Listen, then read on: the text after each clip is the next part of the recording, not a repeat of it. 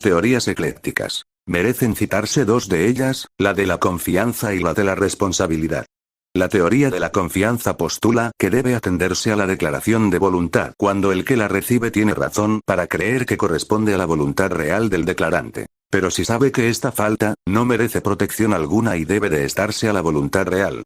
La teoría de la responsabilidad dice que debe declararse nulo el acto cuando la declaración es disconforme con la voluntad sin culpa del declarante y sin que él mismo la conozca, y que debe declararse válido en el caso inverso. Nuestro Código Civil acepta la teoría de la voluntad.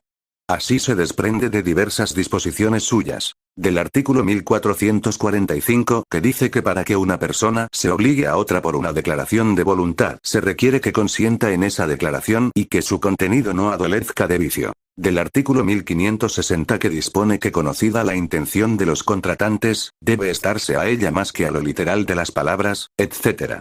Pero la teoría de la voluntad no está tomada en todo su rigor, pues de acuerdo al artículo 1707 las escrituras privadas hechas por los contratantes para alterar lo pactado en escritura pública, no producirán efecto contra terceros, tampoco lo producirán las contraescrituras públicas, cuando no se ha tomado razón de su contenido al margen de la escritura matriz cuyas disposiciones se alteran en la contraescritura, y del traslado en cuya virtud ha obrado el tercero, faltaría intencionalmente la voluntad de las partes, o esta voluntad no sería tal en, por ejemplo, una declaración de voluntad en donde exista una falta de seriedad, o que las partes no sepan lo que quieran expresar, o que exista una reserva tácita o mental, en donde se reserva la verdadera intención y no se exterioriza. Existe una reserva interna de la verdadera intención de la parte. Otra falta intencional de la voluntad es a través de la simulación, un acto simulado, que es una declaración de contenido de voluntad no real emitida conscientemente y de acuerdo entre las partes, para producir con fines de engaño la apariencia de un negocio jurídico que no existe o distinto al que se ha llevado a cabo.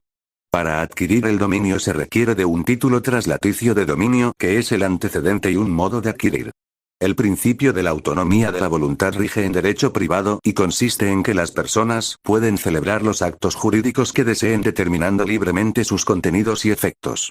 Este principio está consagrado en los artículos 12, 1545, 1560, 1567, etc.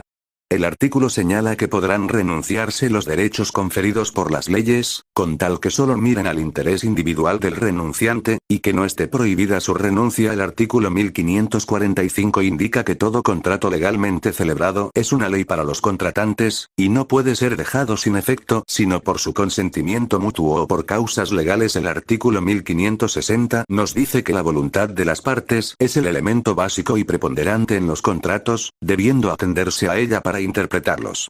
En efecto, señala que conocida claramente la intención de los contratantes, debe estarse a ella más que a lo literal de las palabras. El artículo 1567 establece la posibilidad de que las mismas partes decidan dejar sin efecto un contrato celebrado por ellas, esto es, resciliar el contrato. La citada disposición establece que toda obligación puede extinguirse por una convención en que las partes interesadas, siendo capaces de disponer libremente de lo suyo, consienten en darla por nula. Cabe hacer presente que si bien la norma habla de dar por nula, el término no está correctamente empleado por cuanto no se trata de un caso de nulidad, sino de resciliación o mutuo distenso. La autonomía de la voluntad se refiere tanto a la forma como al fondo de los actos.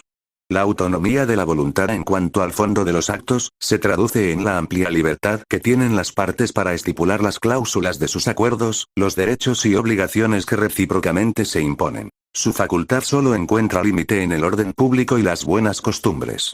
En lo que atañe a la forma de los actos, la autonomía de la voluntad se manifiesta en la libertad que tienen las partes para expresar su voluntad en la forma que más les plazca y convenga, salvo los casos en que la ley, atendida a la naturaleza de los actos, establece determinadas solemnidades, pues en tal caso se afecta el orden público.